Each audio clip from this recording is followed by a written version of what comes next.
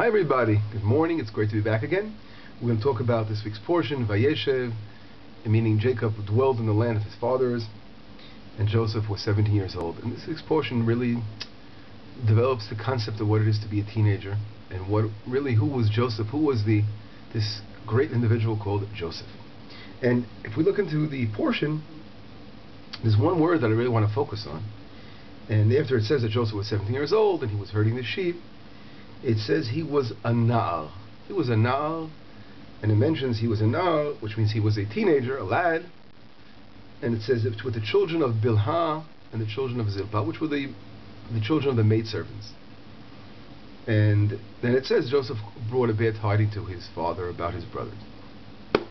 What does this all mean? What does the word na'ar mean? Why does the Torah focus on the word na'ar, meaning a lad, a youth, teenager? And if we look in Rashi, we don't have to go too far. Rashi brings down a midrash, which is something quite shocking. And what does it say? Rashi says, Joseph was behaving like a teenager. How do teenagers behave? Not so simple, right? What was he doing? Mitaken bisaro. He was fixing up his hair, putting gel on his hair, and mimashmish ba'inav, and he was fixing his eyes up. Why? Kedei sheyeh nir'ah yafeh. He wanted to look nice. He wanted to look handsome. He wanted to look like a real stud, as they say. This is Joseph, the righteous, the tzaddik, that is eventually going to lead Israel. What is he doing here? How is he playing this?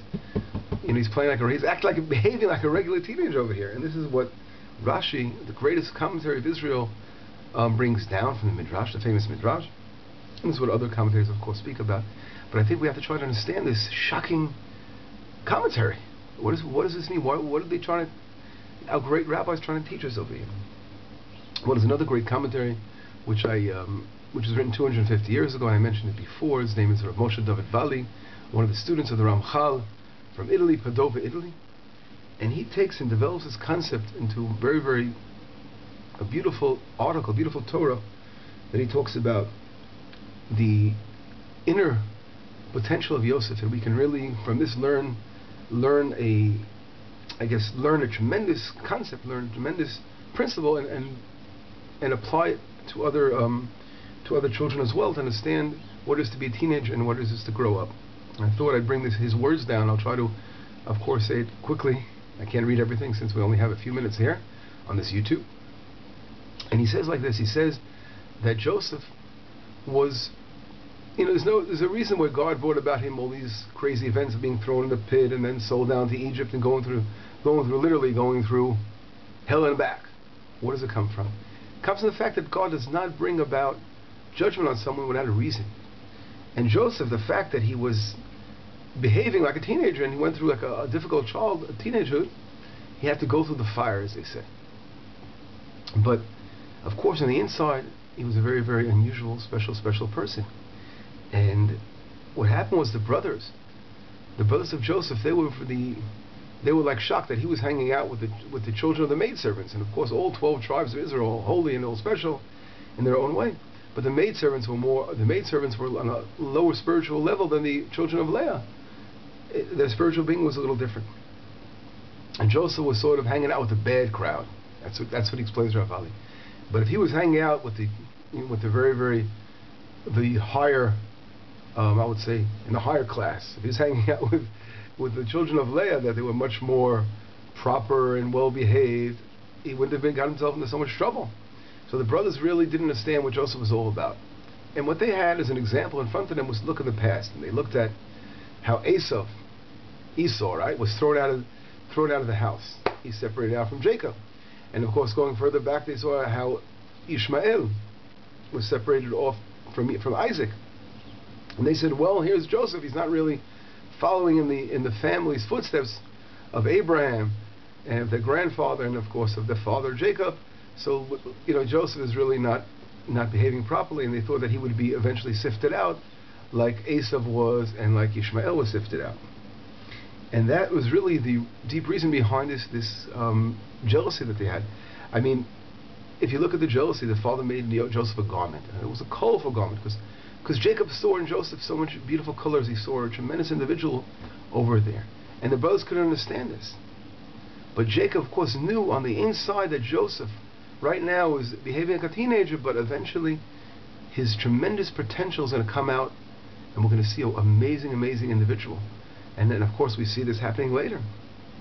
We see how Joseph goes down to Egypt, and after he goes through, as we say, the fire, he becomes a leader. He becomes a leader in Egypt, and he's the one who provides for the entire family and for the entire house of Israel.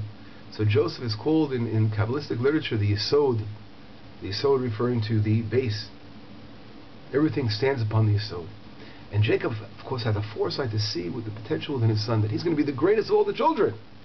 But at this point, it wasn't clear. He's making his hair nice, and doing this, and playing games, and hanging out. But Jacob was able to see right through that all. But the brothers were very, very spiritually inclined themselves, but they couldn't understand how he was made. They didn't understand what this multifaceted individual was all about. It was only someone like Joseph who can go out to the world in Egypt and remain and keep his holiness in such a terrible, terrible place. And that is the great lesson that Rav Ali teaches us about the portion of Joseph. Well, of course, we can take this and apply it to our own family and own children as educators or parents. And we see so many children that sometimes, inside, there can be a tremendous energy and strength inside, potential. And we see them wasting their lives with some stupidity. But if we really follow and understand and believe in the ability that they have and convince them to believe in themselves, there can be a tremendous, tremendous breakthrough and a change and in their lives and turn themselves around completely. And we see many examples of this. The way to rectify an individual and of course anyone is to realize the true value in a human being. And God gave everyone an intrinsic, beautiful, spiritual value, soul, that we have to teach ourselves, of course, and teach others to believe in themselves. Because believing in ourselves is more important than anything else in the world. Unfortunately, there are doctrines throughout history that have convinced people to give up hope, anguish, lack of optimism. But the beauty of Torah is to give a person optimism, give a person hope, the opposite of anguish, that we can always develop. We always have tremendous, tremendous ability to develop our inner strength and our potential. And this is what really the portion is all about. We'll have a great Shabbat. It's been great seeing you guys again, and we'll be back next week. Shabbat Shalom. Shalom, Shalom. Bye.